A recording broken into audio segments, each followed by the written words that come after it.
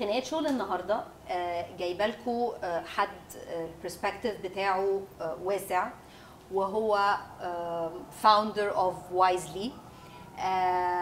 والحقيقه وايزلي تحتها تو كومبانيز، ويعني انا عايزه اقدمه بالباشن بتاعته للشغل والباشن بتاعته للتيم، وقد ايه هو حد انجيجد في التفاصيل، وقد ايه حد لما بنى الشركه بتاعته بناها عشان هو حس بمشكله معينه، وطول ما هو ماشي كل ما بيلاقي عمق اكتر للمشكله كان بيبيلد تيم اند بيبيلد سولوشن، لحد ما في الاخر هي بيلد هيز نيو كومباني علشان الروت كوز.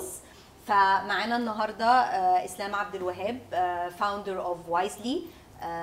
يعني عايزك تقدم نفسك. Hi شيماء, thank you for the invitation أولا. Pleasure is mine. أنا إسلام عبد الوهاب. الستوري actually بتاعت البيزنس هي ابتدت out of a personal story يعني. At a very young age أنا لقيت نفسي بشتغل في الانشورنس. ساعتها ما كنتش أعرف حاجة يعني عن الانشورنس. اشتغلت في different departments في business development و marketing و strategy and planning. اشتغلت on the insurance company side و on the TPA side أو medical administrator side. و سبحان الله يعني كان جزء كبير من شغلي في الفترة الأخرانية إن هو just health insurance and treating people. فأنا ما كانش عجباني إن الهيلث انشورنس عبارة عن إن إحنا عمالين بنعالج ناس بعد ما يعيوا. و at the same time أنا أصلا كان عندي chronic illness من وعندي 8 سنين، فقعدت في struggle عنيفة جدا مع autoimmune disease. كنتش اعرف طبعا لسه حاجه عن preventive health care اوتو اميون من 8 سنين ده ما كانوش اكتشفوه حتى لسه. لا انا فاكره ما ان كانش. ده حاجه جديده. they started noticing الاوتو اميون recently. very true. وقتها وقت ما جالي المرض ده ما كانوش عارفين انا عندي ايه في مصر. واكشلي ما اتشخصتش في مصر يعني. انا اتشخصت في انجلترا، وبعد كده اتعالجت في امريكا، وبعد كده رجعت مصر. اوكي. فسبحان الله يعني هو ربنا حطني on track بتاع الانشورنس ده ممكن عشان السبب ده. بس I decided to do something about it يعني، لأن people deserve to be treated. طبعا لما الواحد يعيا لازم يتعالج. بس الأهم بكتير إن احنا نلحق الناس قبل ما يوصلوا للمرحلة دي. بالأخص كمان أو why this is very important إن أرقام بتاعت منظمة الصحة العالمية كانت بتقول إن 80% of non-communicable diseases are preventable. يعني بنتكلم أغلبية الأمراض اللي احنا بنسمع عنها. Yes. وانا personally I experienced الموضوع بتاع lifestyle changes والlifestyle medicine والimpact بتاعه عليا انا شخصيا الاول. يعني انا زمان كان عندي a much worse quality of life لان ما كنتش اعرف حاجه عن preventive medicine او lifestyle medicine او الحاجات دي كلها. I decided ان انا اسيب الكوربريت و to try and help as many people as I can. ابتدينا في الانشورنس بس، we teamed up مع أكبر شركات الانشورنس في مصر، وبقينا بنعمل ده للشركات وهم بيقدموا البنفيتس دي to their employees. فبقى بنفس البرايس اللي هم بيدفعوه بس للهيلث انشورنس بقينا كمان بنعمل لهم الحتة بتاعة البريفنشن. طبعا ابتدت كديبارتمنت صغنطوطة خالص، وبعدين على مدار السنين قعدت بقى تكبر. ابتدينا بحاجات ليها علاقة بالفيزيكال ويلنس والنيوتريشن والكلينيكال نيوتريشن ومانجينج الكرونيك بيشنتس. ابتدينا بقى introduce new services as we grew لحد around الوقت بتاع الكوفيد. الموضوع actually بقى فيه demand أكتر على الويلنس عن الانشورنس. طبعا كان ماشي لوحده كده كده، مفيش حد ما كومباني بروتوكول كده كده. فكله عنده بادجت للهيلث انشورنس، بس ما فيش حد خالص عنده بادجت للويلنس. كانت يعني وقت ما بنتكلم في 2017 دي كانت كلمه عيب وحرام. يعني ايه ويلنس اللي بتقوله ده؟ اكيد. فسبحان الله يعني ان بقى الديماند جامد وقت الكوفيد من كتر ما الناس بيرند اوت وستريسد وكده. ف we decided ان احنا نفصل الشركه دي، ما بقتش department anymore، ونفصلها into a separate company اسمها Wisely Wellness. ثانك يو ان انت يشيرد الحته البيرسونال دي. يعني هاخد كده وان ستيب باك قبل ما ادخل في خناقه شغل which is ليها علاقه بخناقه شغل. ان انت كنت في انشورنس كومباني، اشتغلت حاجات كتير and then you decided ان انت تعمل الشركه بتاعتك out of a pain you personally experienced. فهنا معرفش حته البيربس ولعت معايا قوي. انه دايما بنقول للناس ان لما البني ادمين بيبقى عندهم بيربس بيقدروا يتحملوا المشاكل اللي بتحصل والتشالنجز اللي بتحصل. فانت اكيد working in an insurance company مشاكلها اكيد اقل بكتير من owning a company، صح؟ 100%. فخليني اقول كده انه حاجه من الحاجات اللي بتخلينا نستحمل بالدارج لما بنقول قرف الشغل او فاهم مشاكل الشغل is really having a purpose and a message. طبعا. Is this true؟ طبعا. اوكي. فايه الحاجه اللي بتخليك انت كاسلام كل ما يعني بتقوم واخد هدر زي ما بنقول او واخد مشكله، لانه يعني انتوا الله يكون في عونكم، يعني دي حاجه انا بريزيست لحد دلوقتي. انا مش هفتح شركتي، انا هفضل كده، لانه I know انتوا المطبات اللي بتحصل لكم قد ايه. فايه الحاجه اللي بتخليك تستحمل بقى الحاجات دي كلها؟ هو بالظبط زي ما انت قلتي، هو having a meaningful purpose. فانا my purpose and my company's purpose هم تقريبا بقوا حاجه واحده. And it is to help people live healthier, happier, more productive بمنتهى البساطه. فمهما كان المطبات الواحد بيعدي بيها خلاص، يعني you always come back. لو الواحد من غير purpose وبيعدي بالمطبات دي most probably هيتكعبل بالمطب ويقع. يعني انا شايف ان هو يعني working without a purpose بيقلب more of suffering عن ان هو شغل. بيبقى جحيم ان الواحد يروح يشتغل without having a purpose. خلاص بيقلب بقى اللي هو typical موظف في الحكومة مثلا at best.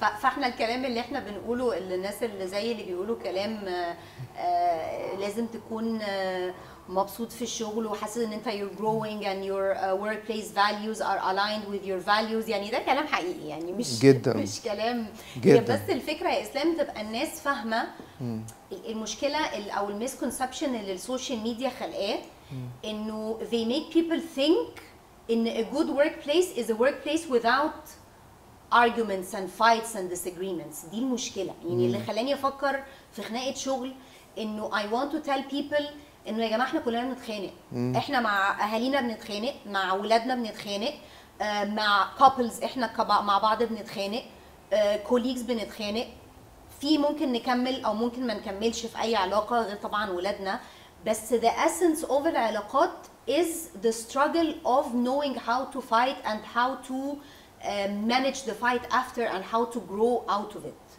فكأني عايزة في كل مرة حد بيقعد قدامي أقول له احكي للناس قد إيه our life should be full of disagreements وخناقات، لأن this is how we grow.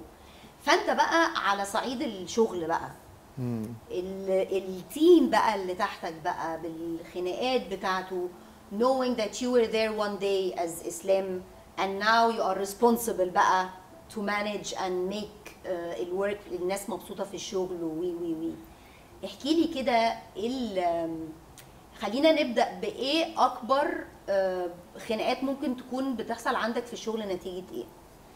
طيب مش عايز اقول خناقات، يعني انا عارفه ان انا اجريسيف شويه يعني دي حاجه من الحاجات يعني اللي معلش يا جماعه يعني I'd call it more of أغلبيتها بتبقى differences in opinion، يعني أو differences in perspective. في نوع منها is very healthy وفي نوع منها is very destructive. يعني أنا شايف النوع destructive لما يبقى في حد من الطرفين بيبقى ill intentioned أو يعني نيته وحشه او بالظبط. لكن اغلبيه الوقت differences of opinion and differences of perspective بالعكس this is very very healthy. فانا شايف دي اكتر حاجه بتقابل الناس اللي بتبتدي تشتغل معانا جديد، بس once they learn ان هو different يعني differences of opinion it's fine مفيش مشكلة. it starts with a mindset ان هو this is not something bad، مش حاجة وحشة خالص ان يبقى انت عندك رأي او انت شايف حاجة وانا شايف حاجة. الحاجة الوحشة ان احنا ما نقعدش مع بعض ونتكلم ونفهم بعض. اوكي. it starts with the mindset and I want to accept your perspective, I want to understand and I'm willing to listen. once I start listening to your perspective والناس الجديدة لما تيجي تشوف ان احنا بنعمل كده already بنسمع بعض. sometimes نطلع بحل a better way. sometimes ممكن حد فينا يقنع التاني يبقى انا ما كنتش شايف الموضوع صح قوي and you convince me which is fine, it does not make me bad بالعكس. اوكي. طب يعني الشخص اللي جاي ده بنيو ببرسبكتيف، هنقول مثلا انه شيماء بتقول خناقه شغل مثلا، فالبرسبكتيف بتاعه على شيماء دي مثلا لسانها دبش مثلا او يعني هتلاقي الكوتشز مثلا بيقولوا احنا عندنا تحدي، انا بقول عندنا مشكله عادي يعني. فمثلا ممكن حد يبص لي بالبرسبكتيف بتاع اني مثلا جامده او opinionated مثلا او كذا. حلو. how do you manage ان انتوا تبينوا الاختلاف ده انه that's because you guys are different وانه ده because ان الشخصيه دي غير دي؟ هل ده بيحصل انه on a leadership level, on a company owner level, on which level بتصلحوها ازاي؟ اوكي انا I would say ان هي بتحصل لما newcomers بيجوا وبيلاقوا ان احنا already بنشتغل كده يعني people work like this. I think ان هما they observe and this is how we do things. Learning بنقول by observation. leading by example أو whatever. ممكن yes you can call it this. I think this is a big part of it. أحيانا يعني أنا بحاول أفتكر دلوقتي يمكن حصلت كام مرة إن اضطرينا ندرس it directly إن هو فاهم هذا الاتنين مع بعض. خلي بالك it's fine انت يبقى عندك رأي وهو عنده رأي. sit and talk, listen to each other, see if you can find common ground or find a better way. sometimes when you tell them that this is normal, this is good, it's healthy, they do it. بس ما اضطرناش ان احنا نعمل كده مع كل حد يعني it happened only a couple of very few times. قليل قوي. اوكي. فخلينا نقول انه اول حاجه انه leading by example، عشان احنا بنقعد نقول leading by example يا والله العظيم يا جماعه ف it sounds a bit يعني حاجه بنقول مين هيعمل كده. بس خلينا نقول انها زي حتى احنا مع اولادنا we lead by example. يعني انا لما اقول لابني مثلا ما تشتمش صاحبك وانا بشتم صاحبي، ما هو يعني هو هيتعلم منين بالظبط. فهو I think it's the same. ودايما بقعد اقول هي كلها علاقات at the end of the day. فاحنا on this level الشخص بيدخل على الكومباني على values معينه، والvalues دي اسمها we communicate and we respect each other's difference. Yes. وده معناه كمان انه مفيش حاجه اسمها وحش وحلو، في حاجه اسمها different. فدي حاجه موجوده عندكم في الورك كلتشر انه we're different. جدا الحته دي موجوده. we have a value system طبعا.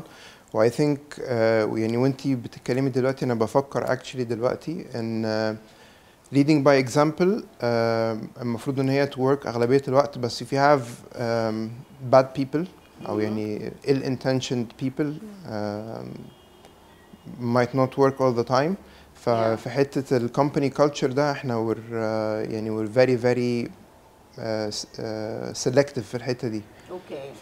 the people we bring on board احنا definitely we give يعني حد عنده سلامة نفس و passion وحد عنده experience أكتر منه 10 مرات we pick the person who has the passion every time وسلامة نفس. لأن skills are we can teach him the skills easily بس you cannot change him. صعب جدا ان تغيري basic principles عند شخص. when you have people يعني يمكن عشان كده احنا ما قابلناش المشكله دي ان the people are well selected والrelationship among the people it's more يعني we're more of a team. مش عايز اقول it's more of friendship عن ان هي work. فwe blend يعني الديفرنس ما بين الفريندشيب والورك ساعات ما بتبقاش باينه طبعا من كتر ما people are really close. بس ده ما بيعملش مشاكل يا اسلام؟ او مثلا بيعمل blurred يعني الباوندريز مثلا بتبقى مش متشافه، او انا مش عارفه دلوقتي اتخانق معاه بس انا عشان بحبه مش هديله يعني ما بتبقاش الحته دي شويه بلور كده شويه او متدخله؟ مش قوي، لان احنا عندنا الفاليو سيستم بتاعنا بفاليو بيرفورمانس برضو. فكل واحد يعني احنا عندنا الكالتشر بتاعنا is freedom and responsibility. people are free to do whatever they want. يعني انا عايزه اقول لك معرفش if you know this ولا لا، بس one of the existential theory principles is freedom versus responsibility. and actually existential theory اللي هي هنسميها الثيوري اللي ليها دعوه بالوجوديه، انا موجود ليه، او ايه الحاجه اللي هتخليني كبني ادم انا موجود ليه في الحياه.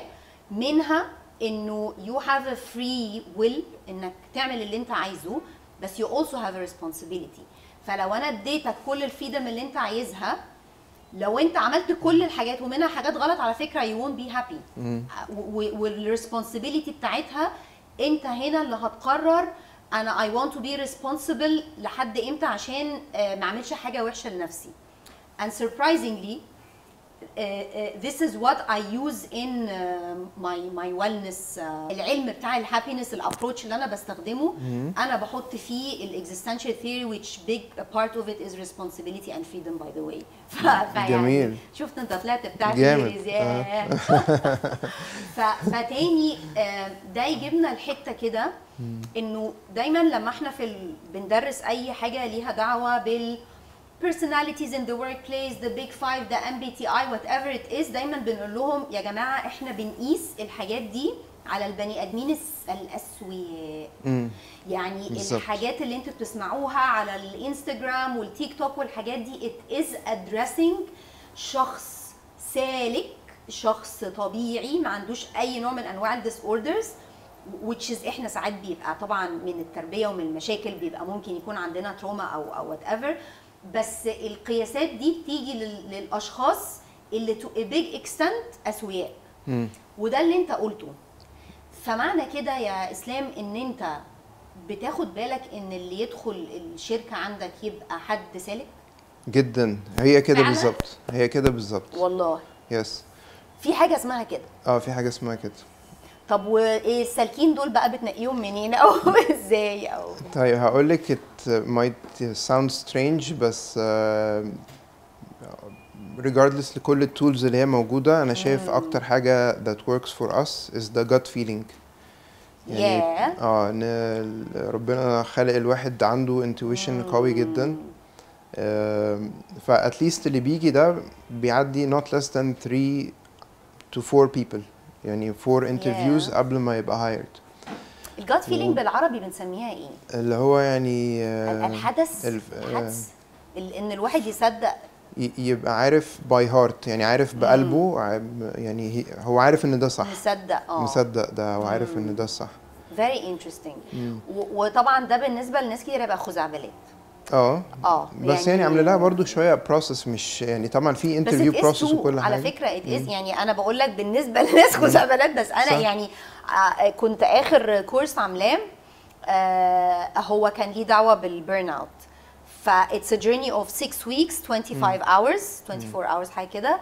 فقلت لهم ما حدش يقول للتاني خالص هو بيشتغل ايه. وقعدنا طبعا بقى كان في دايركتورز وكان في مانجرز وكان في امهات مش بيشتغلوا ومدارس نيمت. الجروب كان فيري دايفيرس. اند جاس وات في اخر محاضره او اخر سيشن قلت لهم ناو يو ار فري تو جس كل حد غالبا شغلانته ايه.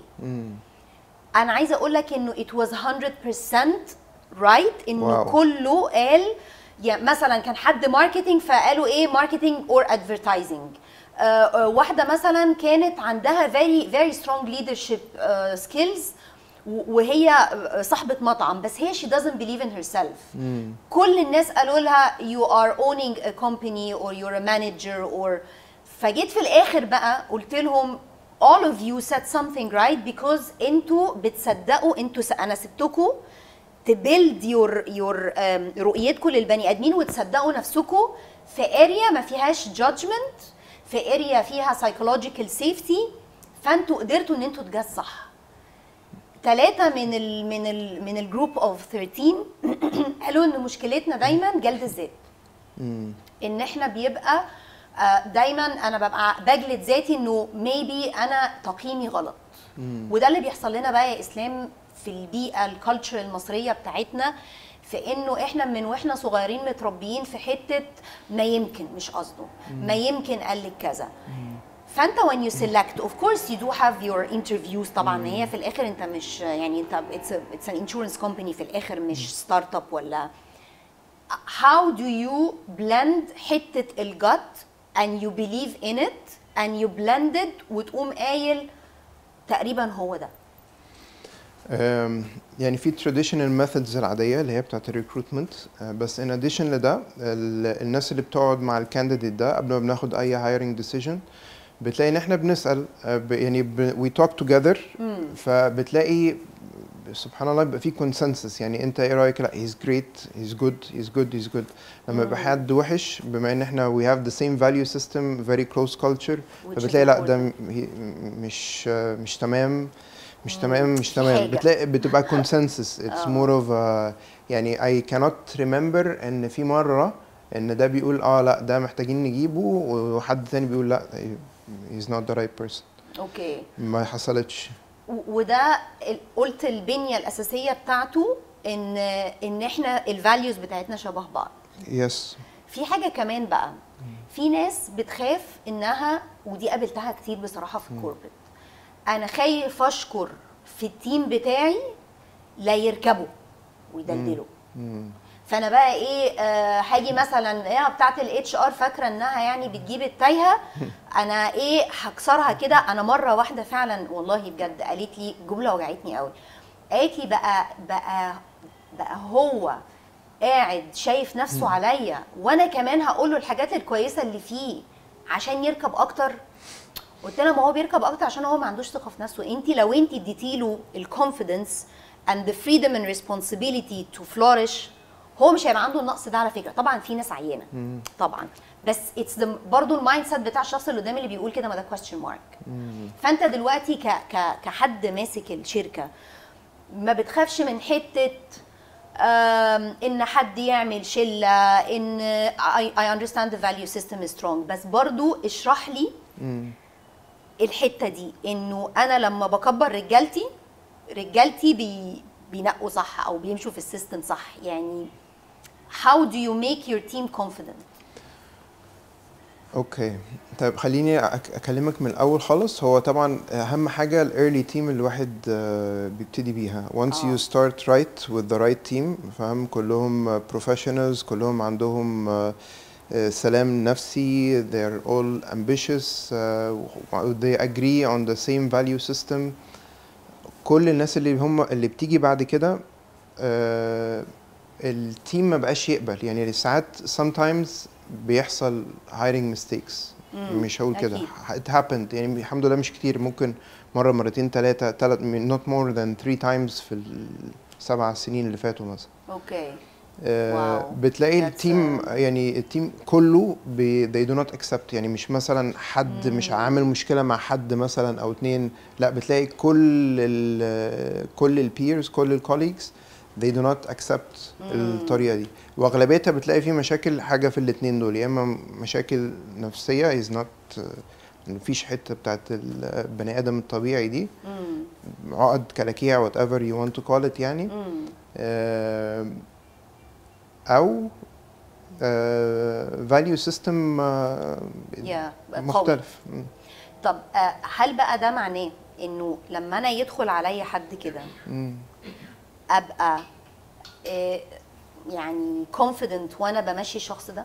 في الحتة دي احنا الديسيجن ده الصراحة اضطرينا نعمله مش كتير، الحمد لله يعني، بس بيبقى صعب جدا و we don't take جدا. the decision غير لما بنجرب الأول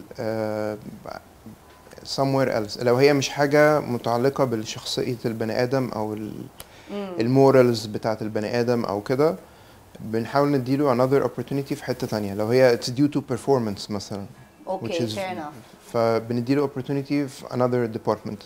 ولو جحيم لو بقى لا لو جحيم دي كانت يعني لو عارف ان هو يعمل رسمة ان هو يعدي من البروسيس بتاعنا ودخل ولقينا ان هو في جحيم جوه we try to help الأول. في الاول في اكيد. الأول we try to help a couple of times، بس لو لقينا ما فيش نتيجة خالص خلاص يعني لأن بتمشوه. اه يعني مش هنتكسف يعني، ما احنا يعني يعني ياما مشينا واتمشينا، ويعني Yes. دي part of our life يعني. فاللي قصدي اقوله انه بس القرار ده بيبقى صعب جدا عندنا جدا بزيادة طبعا. يعني it's very emotional لأن التيم كمان يعني connected. لا وانتوا واضح ان انتوا كلكم كتيم في empathy واضح. دلوقتي بنبوس ايد الليدرز يبقى عندهم empathy which is there is يعني كويس بقى ان ده باين قوي قد ايه empathy is very important, yet being decisive, saying no, taking decisions is also important. فاعتقد ان دي الحته اللي ممكن تبوظ work culture او لا، ان انا اسيب الدنيا سداح مداح والناس بتوقع والناس صح. The key takeaway here انه لازم الناس اللي داخله تبقى ناس سالكه، عشان لما يدخلوا في السيستم تبقى المشاكل العاديه بتاعتهم مشاكل ميس كوميونيكيشن او ميس بيرسبشن او وات ايفر. كنت قلت لي حاجه انترستنج قبل ما نبدا التصوير يا اسلام، انه لما انت حصل عندك when you the team كان كبر على الحجم الشركه وبدا ان انتوا توقفوا التيم ميتينجز، بدا يبقى في جاب في الكوميونيكيشن وبدات الدنيا، بس احنا we didn't really discuss it. فعايزاك كده تقول لي اهميه التيم ميتينجز اللي الناس دلوقتي بتشتكي منها because there is no time. هم مش فاهمين انه it's more of connecting to each other and understanding each other and knowing each other's personality. فايه الامباكت بتاعها كان على التيم ويعني انت شفت ايه ساعتها؟ الامباكت طبعا قوي جدا. يعني اللي حصل ان احنا في الاول كنا عادي، كنا بنجتمع مع التيم كله، كان عندنا تيم ميتنج، فالتيم ده كان بينكلود اول بوزيشنز، يعني هو هاف ا فيري فلات ستراكشر، ما عندناش فكله كان بنقعد في ميتنج روم واحده. وبعد كده as we grew يعني كنا بنكبر really fast. يعني احنا دلوقتي we're serving يمكن 300-400 شركه مثلا.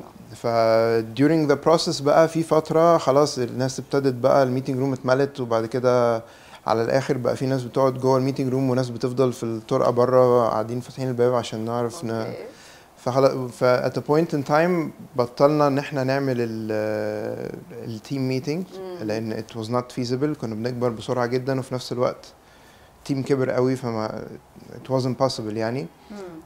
وده عمل شويه disconnect من التيم لان communicating with the team is very important. يعني للليدر قبل التيم، يعني للاثنين. فابتدينا بقى ان احنا خلاص يعني we grew people, we always grow people from within. يعني التالنتس اللي عندنا we aim to develop them ان هم اللي يمسكوا leadership positions.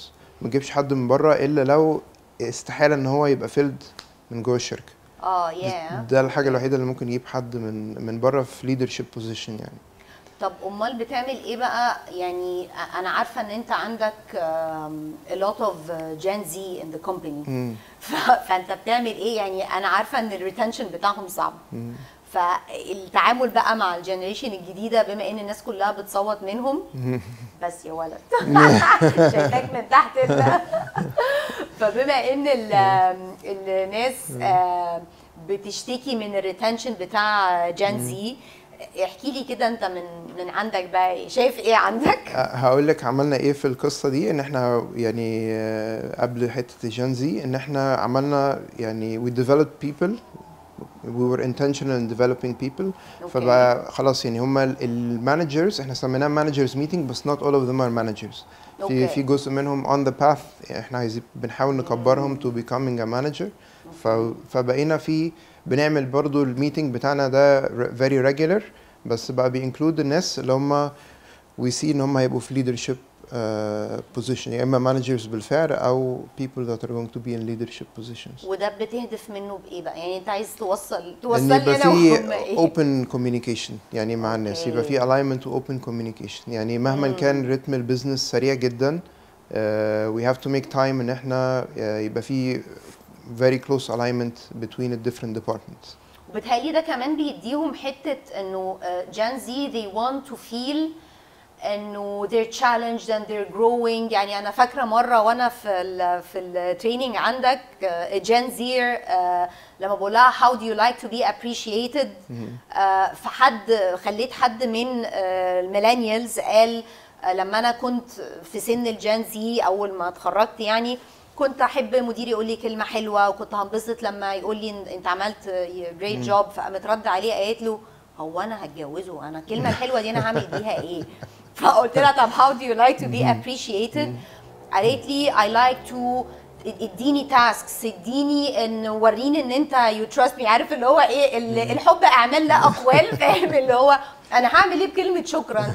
اديني شغل حسسني ان انا قد الريسبونسبيلتي حسسني ان انا هشتغل then this is an appreciation for me. كنت عايزه اقول لا انا عايزه ثانك يو بس لو سمحتي لا انا خد الشغل اهو وانا عايزه شكرا. فالفاليو سيستم بتاعهم is completely different. فناو انت بتقولي انا بقعدهم في الميتنج to be aligned. بالنسبه لي I think they see it برضو as they're trustworthy, they're challenged, they're sitting with older people, they're hearing what's gonna happen next. فالحاجات دي كلها بتهيالي على فكرة might be part of the equation اللي بيخليهم حاسين ان هم they're empowered. Yes ده جزء والجزء التاني ان هم كلهم بياخدوا stretch assignments يعني بيفضلوا they're very much challenged.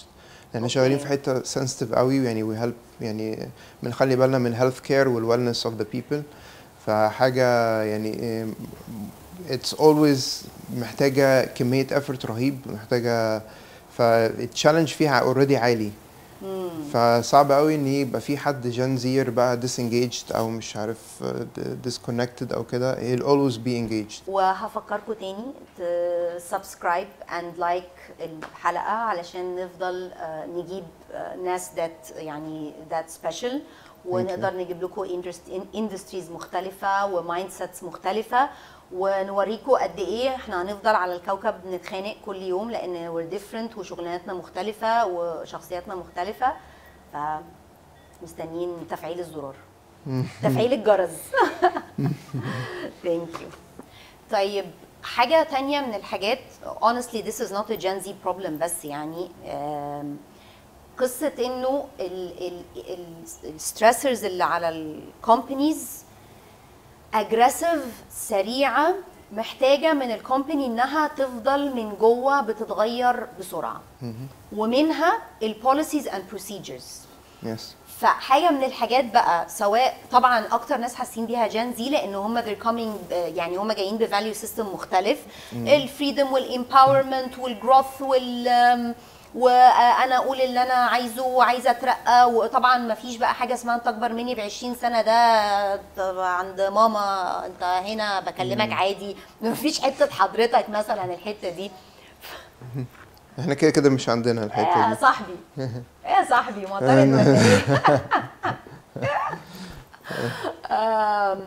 ايه؟ غير بقى ده برضو الناس اللي عندهم اوبن مايند سيت وبيشتغلوا في بيئات عايزين تو بي امباورد بيتعبوا من البوليسيز والبروسيجرز اللي بتاخد وقت طويل قوي انها تتغير.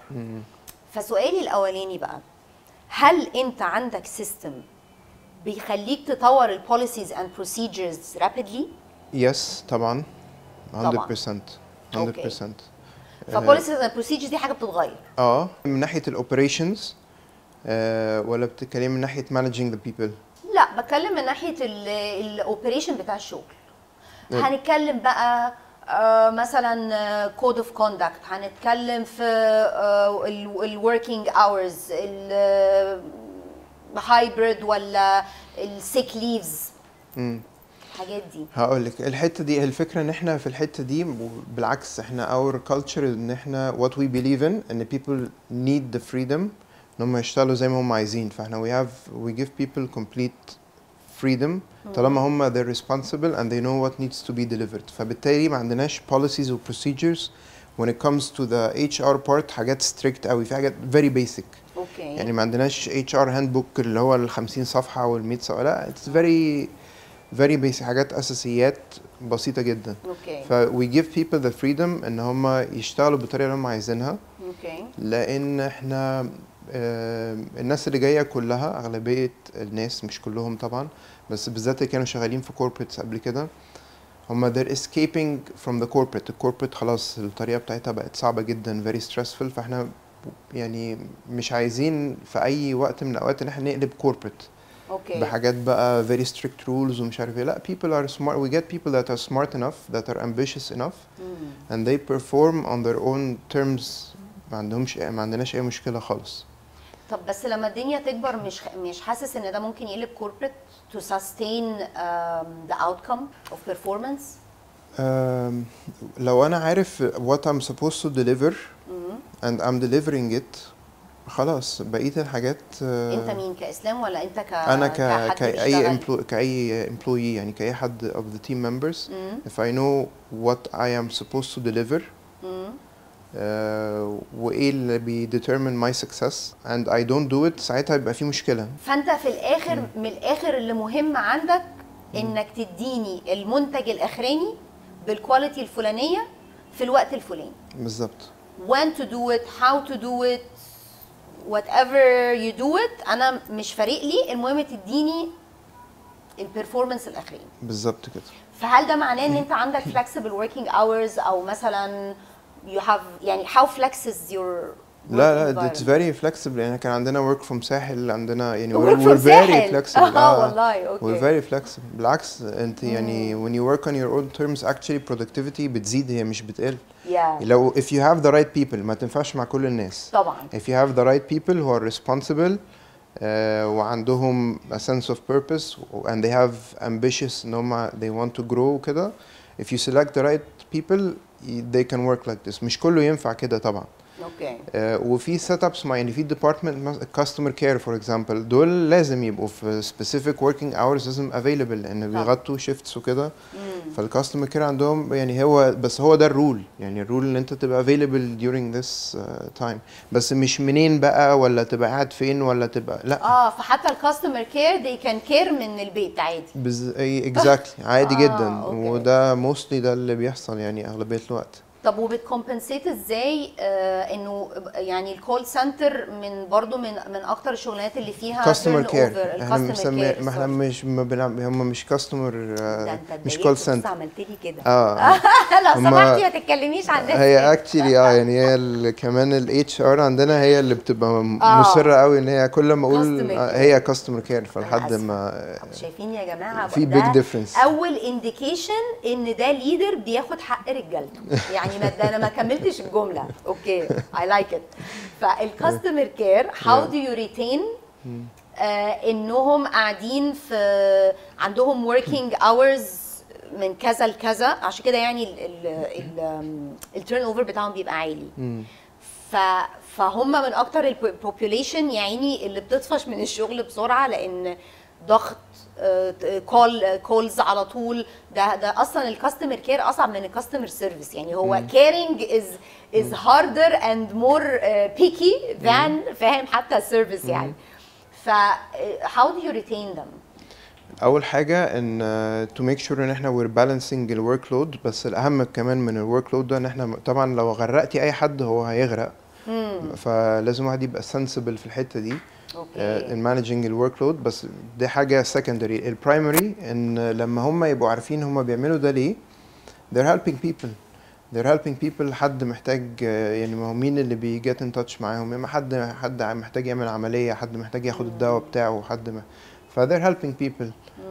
ف it's a very noble thing to be doing. بس الواحد في الداي تو داي لما ينسى حاجة زي كده Yeah. ساعتها he will suffer. بس طول ما هو عارف ان هو he's helping people and he's able to break في نفس الوقت. فاهمة؟ ما هو بني آدم مش مكنة. ما بالظبط. ف they have to break, they have to be يعني we treat them as a family يعني. ف this is how you solve الحتة بتاعت ما عندناش turnover يعني. اوكي، هو اصلا من اكتر البوبوليشنز اللي بيحصل لهم بيرن اوت هي البوبوليشن اللي بتشتغل مع خدمات البني ادمين في الميديكال كير، وعلى راسهم النيرسينج. and this is actually كان في كانوا عملوا I think زي study او حاجه، لقوا ان الناس اللي في الكنيسه اللي عندهم ميشن وعندهم اسمها ايه مسج ورساله they want to deliver، هم اقل ناس حصل لهم burn out. طب لان they do deliver a message. ف actually this is what يعني دي الحاجه بقى اللي انا عايزه اقولها، انه يعني اسلام انا مش جايبه حد محاضر زيي وبيدي تريننجز. يعني اسلام he has his company وعنده الشركه بالستاندردز اللي هو حاططها، يات هو بيقول الكلام اللي احنا بنقوله على لينكد ان وسوشيال ميديا طول النهار. وانا حتى يعني صحابي من اكتر الناس اللي بيتريقوا عليا وبيقولوا لي يعني يا فيش يا بنتي الكلام اللي انت بتقوليه ده. فاهو انا جايبه لكم واحد اهو. انا بص انا هدفع مصاريف اعمل بروموشن للحلقه دي يعني في والله علشان فعلا يعني احنا محتاجين ان احنا نصدق الجات which is حاجه الناس مش بتصدقها. محتاجين ان انا افكر الناس بالفاليو سيستم بتاعهم وقد ايه اللي بيعملوه مهم علشان يفضلوا قاعدين في الشغل. محتاجه ان انا ما يبقاش عندي ورك لود عالي وان اقيس الورك لود علشان الناس هتطفش، ما هو مش هيقعدوا لي بعد كده. فمحتاجه ناس يبقى عندها امباثي. فالامباثي دي بتخلي الشخص اللي داخل هيحس انه واحد مننا، يوم ما هيطلع مش سالك هو هيبان وهيمشي. يعني the takeaway of what I want to say يا اسلام في القعده دي انه المودرن ستاديز اللي احنا عمالين بنقولها it is real. yeah. وده اللي هيخلي الناس can you tell me like انا خايفه بس احسدك الريتنشن عندك عامل ازاي؟ it's very high يعني الناس اللي مش من عندنا من ساعة ما ابتدينا ممكن يكونوا less than a handful يعني. ما شاء الله. ما شاء الله. مش عايزين نحسد ويا يعني برضو ممكن اقول لك حاجة ان هو في جزء منها key ان هو it has to be sincere يعني هو we have to be authentic يعني. يعني فعلا بنحب انا فعلا بحب التيم حقيقي يعني. ف this has to show يعني when you get good people and you get them في common value system ومفيش كراكيع ومفيش عقد you will naturally like to be with them. واحنا بنقضي اصلا اغلب وقتنا في الشغل. بالظبط. فواي نوت نبقى في الشغل وبروفيشنالز وكل حاجه and we have fun together في نفس الوقت. طيب فاحنا دلوقتي to wrap up يا اسلام، اهم حاجه عندي انه برضو انا مش عايزه احط الصوره الكاذبه بتاعت السوشيال ميديا بتاعت بصوا الكومباني بتاعته كله عايزين نشتغل عند اسلام. عايزاك برضو تقول قد ايه this is challenging وقد ايه انك توصل للي انت بتقول عليه ده. It's everyday job. It's a lot of wrong things that you انت عملتها قبل كده واتعلمت منها. طبعا هي هتبقى حاجه حلوه لو انت you can share معانا غلطه حصلت، لو حاجه on the top of your head كده ممكن تقولها يعني يا ريت. طبعا يعني كل الحاجات دي اكيد مش معناها ان مفيش مطبات بتحصل throughout الجيرني دي، بيحصل طبعا. يعني مثلا حته الورك لود بالانس دي اتعلمناها من غلط وقعنا فيه. بزنس كبر جدا ففي 2 من التيمز هم غرقوا خالص يعني فاهم. جالهم بيرن اوت وكده. وطبعا ما ينفعش احنا التيم عندنا يحصل كده، ما ينفعش يبقى عندهم بيرن اوت واحنا بتوع ويلنس وكده. بس وي توك اكشن. الفكره ان الواحد يبقى close to the people يعني very close. you have to be very close وتبقى very fast in taking corrective actions. fast. بمنتهى البساطه يعني. فهو الكي وورد هنا انه detect المشكله بسرعه. act fast. and this is او دي المشاكل اللي بتحصل انه بيبقى في مشاكل احنا بنقعد بكره الشهر الجاي النكست تيم. فمن كلامك ده انه addressing المشكله لما يحصل مشكله addressing it quickly is a key. طبعا و you have to stay close to the people. يعني انا عادي انا كل الناس بتكلمني runners وكل anyone I talk to everyone يعني. حاسب بس يا اسلام انت هيحصل لك بيرن اوت. بيحصل حصل لي and I recently started يعني عشان كده بقول لك اغلبيه الحاجات اللي حصلت دي we learned طبيعه يعني when you're growing when the company is growing really fast طبيعي الواحد هيقع في مطبات. المهم ان هي يعني لما الواحد يقع في غلطه يصلحها بسرعه. عايز تقول حاجة تانية قبل ما نراب اب الحلقة الجميلة دي؟ لا أنا عايز أقول لك thank you so much for the invitation. أنا اللي thank you. I enjoyed the discussion. يعني thank you for walking earth معانا. شكرا عشان احنا بنقعد بلم أنا و5 أصحابي كده بنقعد نقول خزعبلات دي ومحدش بيصدقنا. فبجد really thank you so much. Thank you so much. و to wrap up الحلقة الجميلة دي the takeaway keys اللي احنا عايزين نقولها انه stay close to the people. تاني يا جماعه والله مش انا اللي بقول have strong value system. انتوا اللي تحطوا الفاليو سيستم بتاع الشركه علشان اللي هيدخل عليكم يا مش لايق عليكم يا ويتكل على الله يا هيدخل ويبلند ان. تاني تيك اواي انه احنا كلنا مشاكل due to اختلافات نظرتنا للحياه والشخصياتنا وطريقه نظرتنا للمشاكل والامور. فالليدر عليه مسؤوليه جامده جدا انه يبقى close to his team زي ما اسلام بيقول be close to the team. انه لما حد بيطلع في تريننج يقول لي هو كان جوزي ولا هو كان خطيبي و to an extent مش لازم يبقى جوزي او خطيبي بس to an extent هو حد انا بقضي معاه اتليست 8 ساعات في اليوم. فهو حد قريب جدا واخد من الطاقه بتاعتي ومن زمني في الحياه ومن التايم بتاعي في سني واخد يعني سبيس. فانا محتاجه exert effort. قلنا البوليسيز اند بروسيجرز addressing it quickly be okay to change البوليسيز اند بروسيجرز. واخر حاجه قلناها انه يعني ما ينفعش نبقى شركه ويلنس والناس عندنا يحصل لها بيرن اوت. بالظبط كده. بالظبط. ممكن يحصل كحاجه temporary بس you have to take action quick. ممكن يبقى حاجه temporary يعني يبقى يعني هخدر الموضوع لحد ما اخد اكشن. يعني حصلت بسبب كرانش معين بس ما ينفعش تتساب يعني لازم يكون في corrective action. يس طبعا عشان الخناقه ما تكبرش. Thank you so much. Thank you.